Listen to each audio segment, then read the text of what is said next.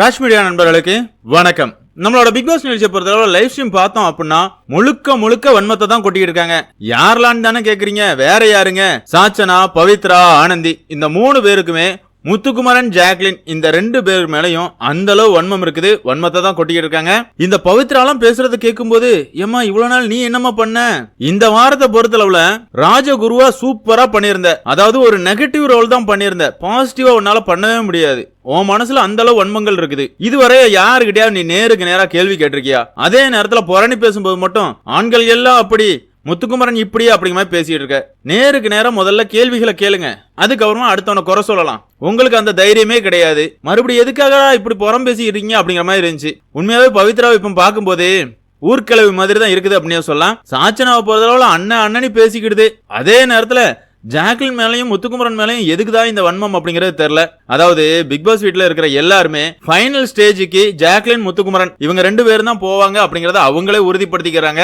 அந்த பொறாமையோட வெளிப்பாடு தான் பல இடங்கள்ல இவங்க 2 பேரையும் குறை சொல்லிட்டு இருக்கத பார்க்க முடியுது. இன்னொரு சைட் பார்த்தோம் அப்படின்னா ஆண்களை பொறுத்தளவுல பெண்கள் அணியில இருக்கிற எல்லாருக்குமே விருந்துகள் எல்லாமே சமைச்சு கொடுக்குறாங்க. சாப்பாடு செம சூப்பர் அப்படிங்கிற மாதிரி ஒரு பருக்க கூட வேஸ்ட் பண்ணாம தட்டு முதல் கொண்டு போட்டியாளர்கள் நக்கிடுறாங்க. அதே மாதிரி சிவகுமார், ரஞ்சித் இந்த 2 பேரை பொறுத்தளவுல அவங்க புரணி பேசுறத தொடங்கிடுறாங்க.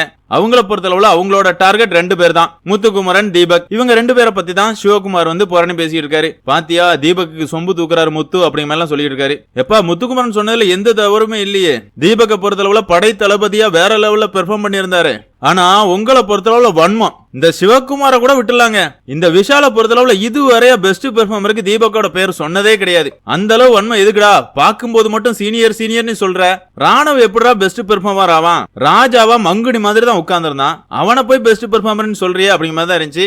இப்படி பல காமெடிகள் லைவ் ஸ்ட்ரீம்ல நடந்துகிட்டு தான் இருக்குது. சரி, என்னதான் இருந்தாலும் இந்த வாரத்தை பொறுத்தளவுல சாச்சனா வெளியே போறாங்க அப்படிங்கிற மாதிரி பல செய்திகள் அடிபடுது. உண்மையாவே யார் வெளியே போறாங்க அப்படிங்கறத இந்த வீடியோல பார்க்க போறோம். வீடியோக்குள்ள போறதுக்கு முன்னாடியே நம்ம சேனலுக்கு நீங்க புதுசா இருந்தீங்க அப்படின்னா மறக்காம சப்ஸ்கிரைப் பண்ணிருங்க. வாங்க வீடியோக்குள்ள போலாம். அதாவது ஓட்டிங்க பொறுத்தளவுல எப்பவுமே முதல் இடத்துல இருக்கிறது முத்துக்குமரன் தாங்க.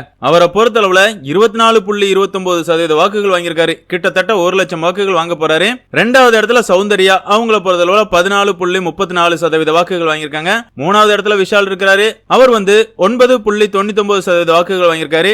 4வது இடத்துல ராணவ பொறுத்தளவுல 8.03% வாக்குகள் வாங்கியிருக்காரு. 5வது இடத்துல ஜாக்லின் பொறுத்தளவுல 7.93% வாக்குகள் வாங்கியிருக்காங்க. 6வது இடத்துல அருண் பிரசாத், அவரை பொறுத்தளவுல 7.48% வாக்குகள் வாங்கியிருக்காரு. 7வது இடத்துல பவித்ரா 5.38% வாக்குகள் வாங்கியிருக்காங்க. 8வது இடத்துல தர்ஷிகாவை பொறுத்தளவுல 3.98% வாக்குகள் வாங்கியிருக்காங்க. 9வது இடத்துல ரயானை பொறுத்தளவுல 3.90% வாக்குகள் வாங்கியிருக்காரு. 10வது இடத்துல ஆனந்தி 3.80% வாக்குகள் வாங்கியிருக்காங்க. 11வது இடத்துல வர்ஷினியை பொறுத்தளவுல 3.80% வாக்குகள் வாங்கியிருக்காங்க. கடைசி இடத்துல சாச்சனாவை பொறுத்தளவுல அவங்களுமே 3.80% வாக்குகள் வாங்கியிருக்காங்க. அதாவது கடைசி இடத்துல இருக்கிற ஆனந்தி, வர்ஷினி, சாச்சனா இந்த 3 பேருமே தலா 15,000 வாக்குகள் தான் வாங்கியிருக்காங்க. இதை வச்சு பார்க்கும்போது கண்டிப்பா சாச்சனா வெளியேறதுக்கான வாய்ப்புகளே கிடையாது. சாச்சனாவை பொறுத்தளவுல ஏதோ ஒரு கண்டென்ட் கொடுத்துக்கிட்டு தான் இருக்கிறாங்க. நெகட்டிவ் கண்டென்ட் அப்படிங்கறதுனால மக்கள் கழிவு ஊத்திக்கிட்டு இருக்காங்க அப்படிங்கிறது உண்மை. அதே நேரத்துல கண்டென்ட் கொடுத்துக்கிட்டு இருக்கிற ஒரு போட்டியாளரை விஜய் டிவி வெளியனுப்புறதுக்கு வாய்ப்புகளே இல்ல. இந்த வாரம் வர்ஷினி வெளியேறதுக்கான வாய்ப்புகள் தான் அதிகமா இருக்குது. சும்மாவே விஜய் சேதுபதியை பொறுத்தளவுல நிகழ்ச்சியை தொகுத்து வழங்க சொன்னா அவரை பொறுத்தளவுல சாச்சனாவுக்கு அப்பாவா வந்துட்டு போறாரு. இதை பார்த்து நம்ம சும்மாவே இரிட்டேட் ஆகி இருக்கும்போது இந்த வாரமும் சாச்சனா காப்பாற்றப்படுவாங்க அப்படிங்கறதுதான் இப்போதைக்கு வந்திருக்கிற செய்தியா இருக்குது. பிக் பாஸ் ரசிகர்களான உங்களை பொறுத்தளவுல ஆனந்தி, வர்ஷினி, சாச்சனா இந்த 3 பேர்ல இருந்து யாரு வெளியேறினா நல்லா இருக்கும் நீங்க நினைக்கிறீங்களோ அவங்களோட பேரை மறக்காம கமெண்ட்ல மென்ஷன் பண்ணுங்க. இந்த வீடியோ உங்களுக்கு பிடிச்சிருந்தா லைக் பண்ணுங்க, ஷேர் பண்ணுங்க, மறக்காம சேனலை சப்ஸ்கிரைப் பண்ணுங்க. Thank you friends.